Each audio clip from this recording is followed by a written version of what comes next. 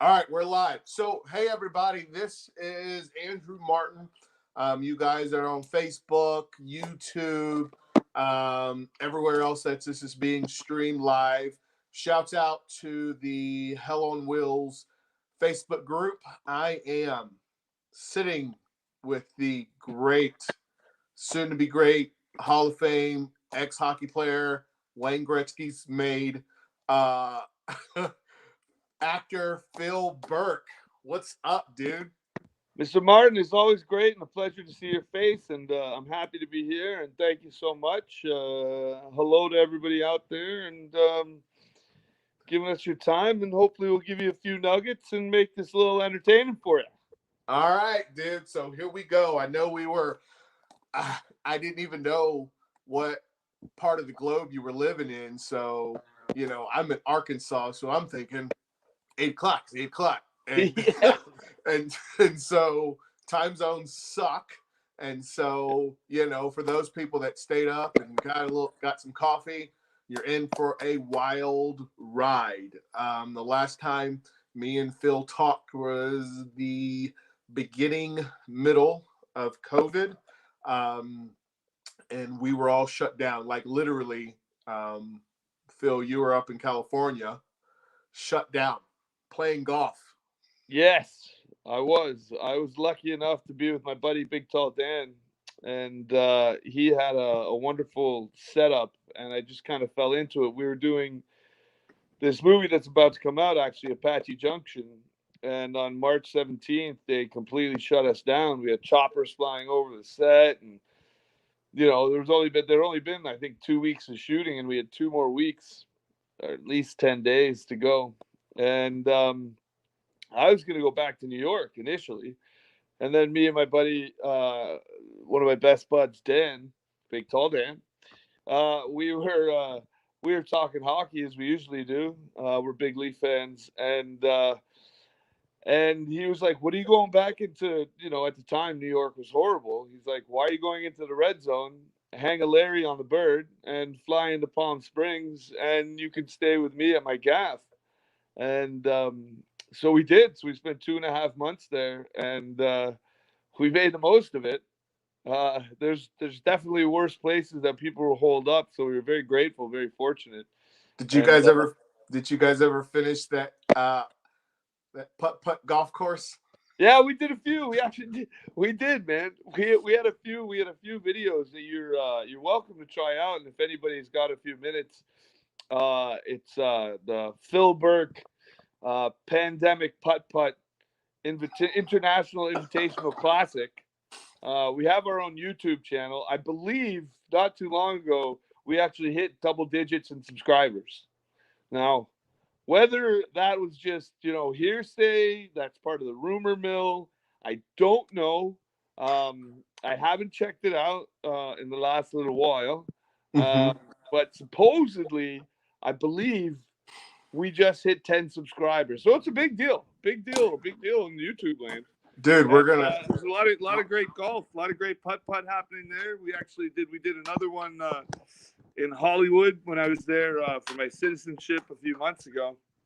Uh, yeah, we try and continue when we can or when we get together to fire up some content and just have a good laugh ripping around. So a lot of people ask me, well, who's Phil Burke? And I'd love to get who is Phil Burke from the authentic Phil Burke. So don't give me. Well, when I was 6, I moved. Give me the wiki version Yeah, of Phil Burke. uh, the Phil Burke. Well, at the moment, I currently live on the West Coast, in a beautiful place called Bowen Island that's off the coast of Vancouver. Um, I live in a nice basement of a cabin in the woods by myself. It's definitely different to the noise and the hustle and bustle of New York City, one of the greatest cities in the world. Um, it's been a change in the last year and a bit, and a change since I saw you. Um, I've opened up my own ninja school here on Bowen Island. Um, Between Palm Springs and LA, I actually took a month off and went to Tibet and studied under a couple of incredible ninjas. They were doing a little workshop at the bottom of Wow. the Great Mountains in the Himalayas. So besides being an actor, storyteller, I am I'm an amateur ninja. I just set up my own school here on Bowen Island. Unfortunately, nobody's signed up yet, which is a shame because I've got pamphlets all over. I'm blaming COVID. I don't know if I think that starting a school in the middle of a pandemic may have been a bad call on my part. I'm willing to take that heat. But if anybody is interested in coming to join the Bowen Island School of Ninja by Ninja Burke, they're more than welcome to sign up. They can get me on Philly Burks at Instagram, and I can take you through the steps in order to join. Again, we're looking for our first participant. But Dude, you besides need a being an TikTok, actor, a ninja TikTok. yeah, that's basically, yeah. Maybe I should do TikTok, but that's Phil Burke in a nutshell over the past year. Phil Burke actor, Phil Burke ninja, and Phil Burke here with Andrew Martin. So, dude, name some. I already know what you've been in because I'm at the edge of stalking, but I'm not. I haven't passed that border. Like, so what are some movies that you've been in other than the two obvious that we're going to talk about? Uh I don't know here. Um, there's another movie coming out. I think it actually just dropped on Amazon Prime called Hunters, which was a movie that we did for no money and 5-man crew and took a camera into the middle of the woods. It's a post-apocalyptic run, a la The Road, sprinkled in with some monsters that yours truly has to go in and obliterate from the face of the earth because these monsters are threatening our existence as human beings. It's actually, funny enough, an allegorical story. We actually went to Wuhan and sort of got what they were thinking. Whether they were the beginning of the COVID, I don't know. But it's very allegorical, COVID, monster, zombie sort of deal. Um, Watch where you're stepping, by the way, and those for listening. There's a lot of bullshit lying around whenever I get in front of the camera or on one of these interviews. So you just might want to watch where you step and take everything with a grain of salt. But yeah, so we've got Hunters that's out. Obviously, the one that we're going to talk about. Um, there's a couple of independent films that are rising now that didn't get a fair shake during some of the during the festival circuit. So those will be coming out. But without going through the whole IMDb page, we've got a few things dropping, you know, and So you, hopefully we're just gonna ramp it up and you know get back in the gravy. so going back, kind of not really old school, but if you're in school, it's kind of old school. So you were in Van Helsing. Yeah. You were in a couple other ones. The big one that really put you on a map was AMC's Hell on Wheels. Hell on Wheels is a great show. Like that is an understatement. It was rated the best Western cowboy theatric epic show of all time. And Yeah, I believe that was according to one magazine or a couple magazines. There was a couple of I think Cowboys and Indians. Shout out to those guys. Those guys are great. We did a nice interview with them for our I think it was a 10-year anniversary. It was an anniversary of sorts, or 5 years. I think 5 years since we wrapped. Maybe that was closer too. Um, and yeah, Hell on Wheels. That was a great experience. Great cast. Anson Mount, um, Colin Meaney, Common. Chris Heyerdahl, who's been lighting it up lately. He's the guy you hated. I hated him. Yeah. The Swede. Oh my God.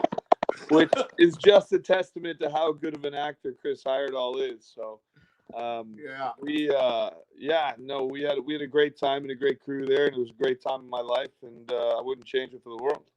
It's one of those shows, man, that it's one of those shows that if this was 20 years ago, you get the box set. Oh yeah, for sure. I mean, yeah. Phil Burke plays Mickey McGinnis in the show, and he was in all 6 seasons. He didn't get killed off. I'm glad you stayed clean in your real life, so they didn't just kill you off. No, I was one of the only. I think of the 7 or 8 of us that began the pilot episode, there was only 3 of us that survived. Wow, spoiler alert. But there's only 3 of us that survive until the end, and without giving the names of the other 2, Mickey made it.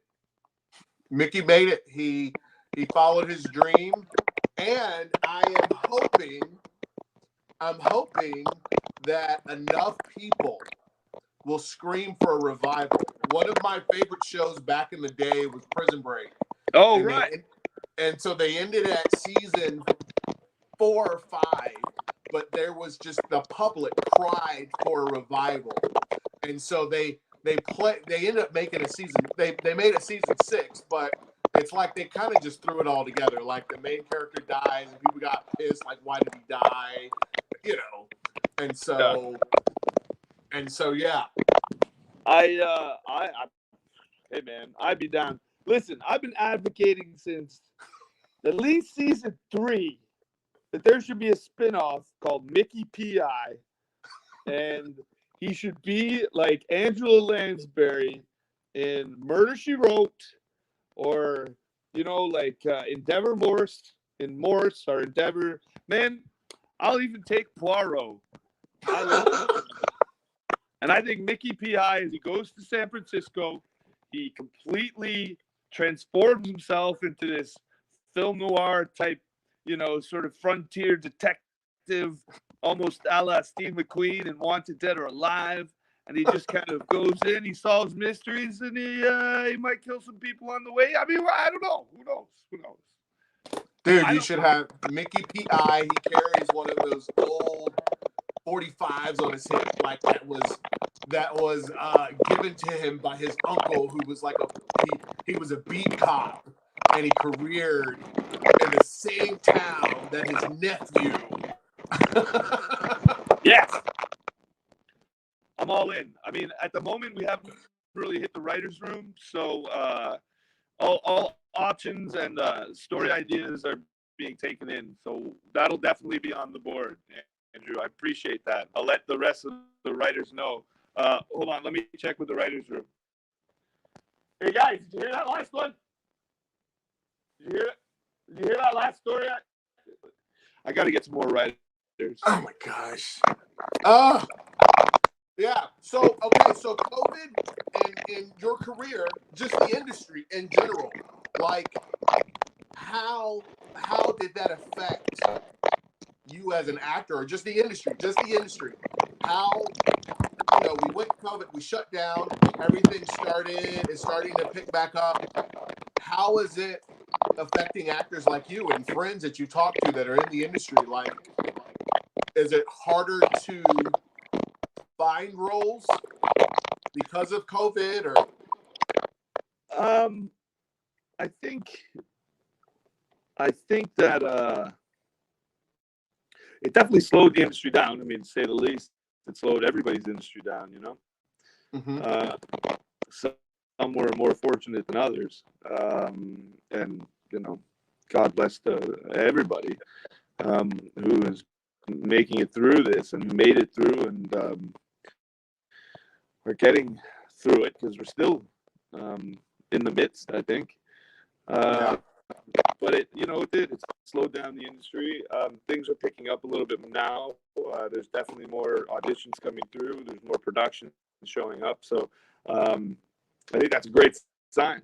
And I know some people continue to work. Like I said, we did this movie. We ended up finishing. So the movie that got shut down, which we're going to talk about, we ended up having to. This might be a good segue, but we ended up finishing it sort of just after. I think it was Thanksgiving-ish. Yeah. American Thanksgiving, and yeah, we had to squeeze everything we did shoot.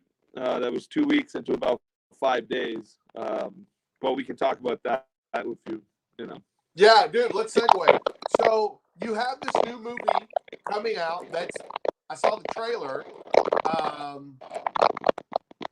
Who are you in this movie? Name the movie and where was it filmed and the synopsis of the movie. Yeah.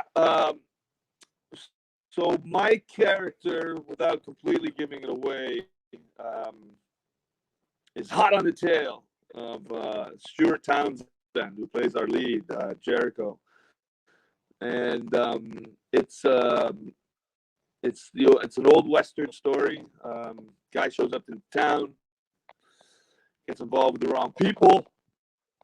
There may be one or two tea parties involved.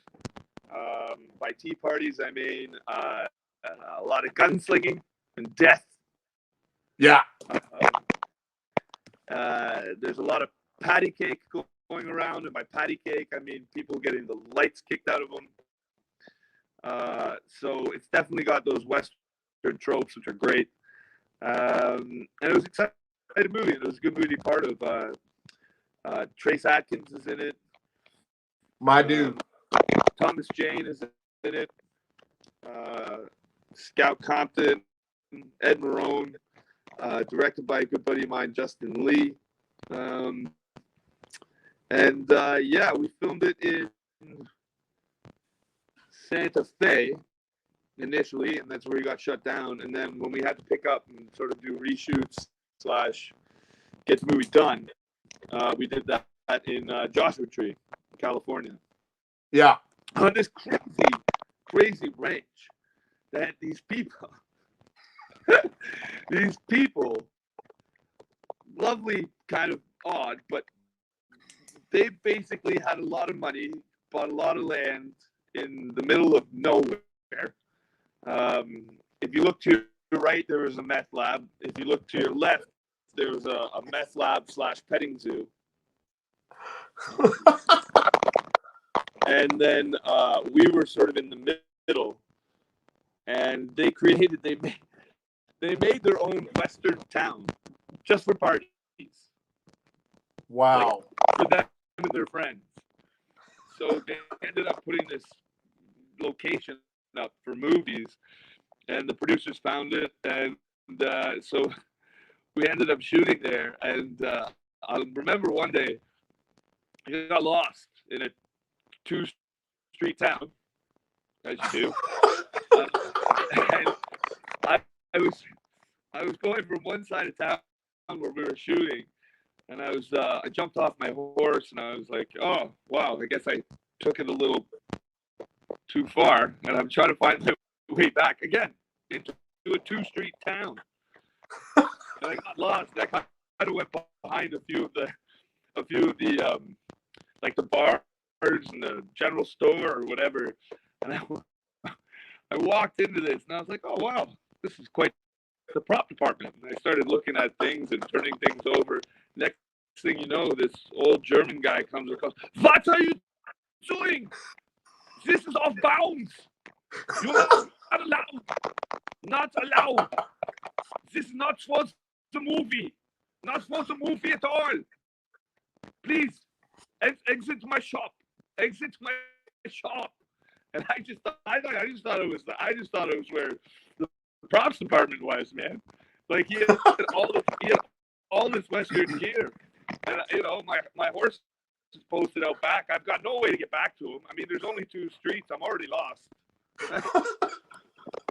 So I had to go up to the goat. I and make a lap. had to run out of his shop as he's screaming bloody murder, like shaking his cane at me.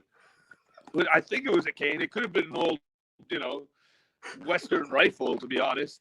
There was something pointing at me, but it was sort of twilight, so I wasn't sure. I hope it was a cane. He could have had 2 barrels locked and loaded straight from my peepers. Don't turn around. Yeah. So I'm backing out slowly as you would from a Tyrannosaurus Rex. Luckily enough, I found one of the streets. I took a hard Roger, grabbed some Crafty, and we were back in the movie. Dude, how was it working with Trace Atkins? Like, Trace is like 6'6" and like he sounds like bass times 12. Oh man, no. Hey, don't worry. Don't worry. So this is our first interaction, right? I knew that he was a country star and all this kind of thing, and I was like, oh, this is great, you know. His voice is out of this world. And all of a sudden, we're in the lunch line, and this big hauling hunk of a man standing over me, and oh dude, like holy Moses. Did he have his hair down? Did he have his hair down? Did he have his hair down? He had it in a ponytail because he was shooting. He was doing something with his chain. This is like the first day I showed up on set. So I'm up in the line and I'm, putting a Caesar salad as I'm wont to do. Eat healthy, kids. Take your vitamins. Say your prayers, Hulk Hogan style. And he comes up to me and he goes, Mr. Burke. And I was like, yeah, hey. It's like, my name's Trace Atkins. And I just want you to know that you're one of my favorite characters, and Hell on Wheels is my favorite show. And Shut up! I can't make this up, bro. I'm telling you.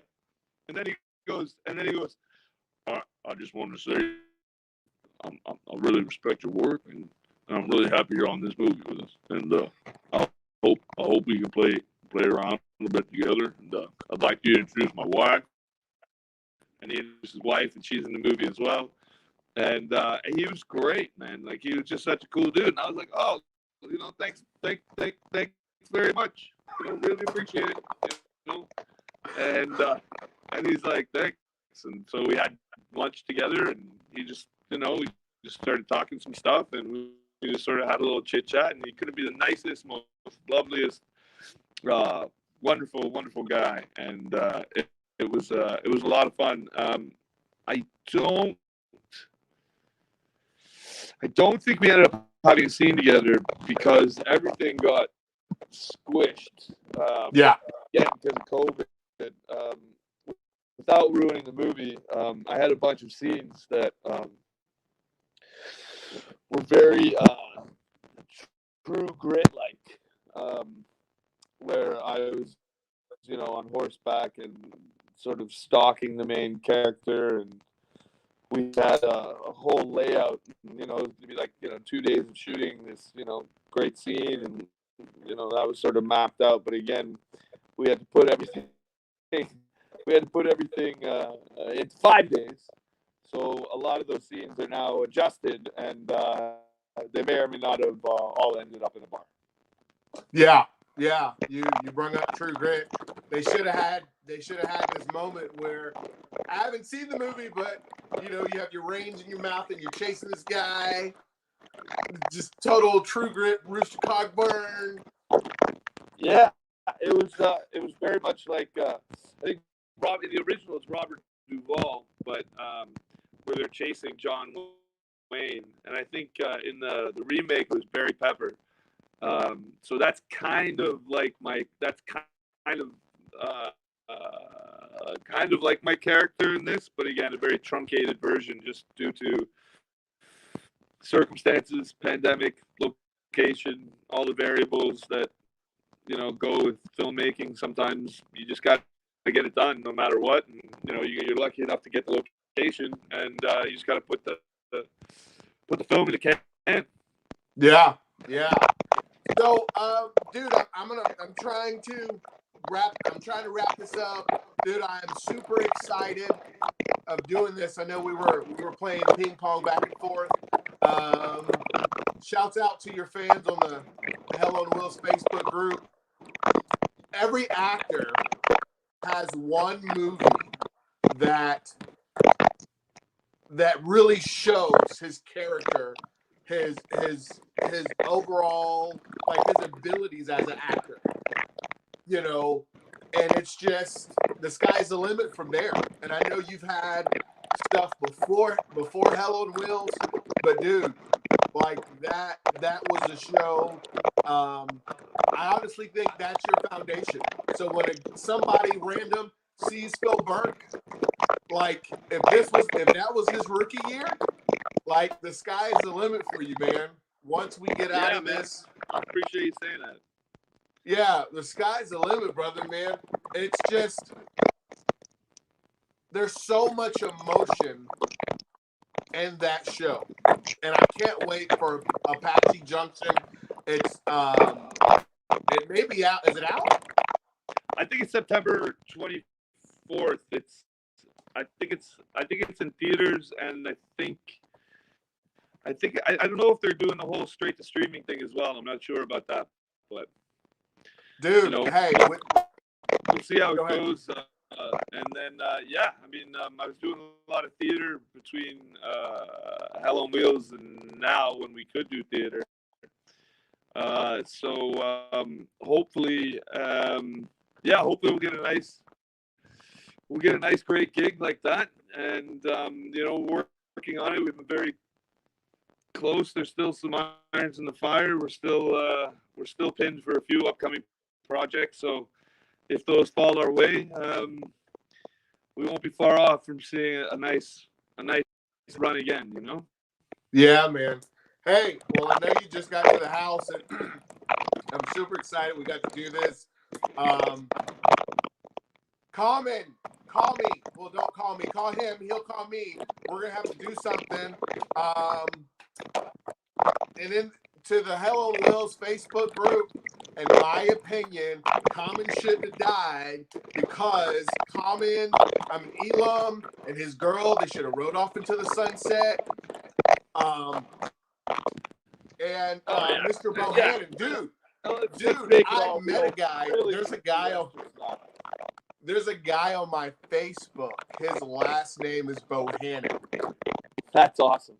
And so I told him about this. He's probably watching now, man. But anyway, I'll talk to you down the road, and stay safe, and see you in the theaters, or I'll see you on Netflix because you'll make twice as much money. Definitely, Andrew. It's been a pleasure as always, bud. I really appreciate it. And hello to everybody out there, Facebook group, and thanks for your time, and thanks to everybody for listening. Take it easy. All right, brother. Take it easy.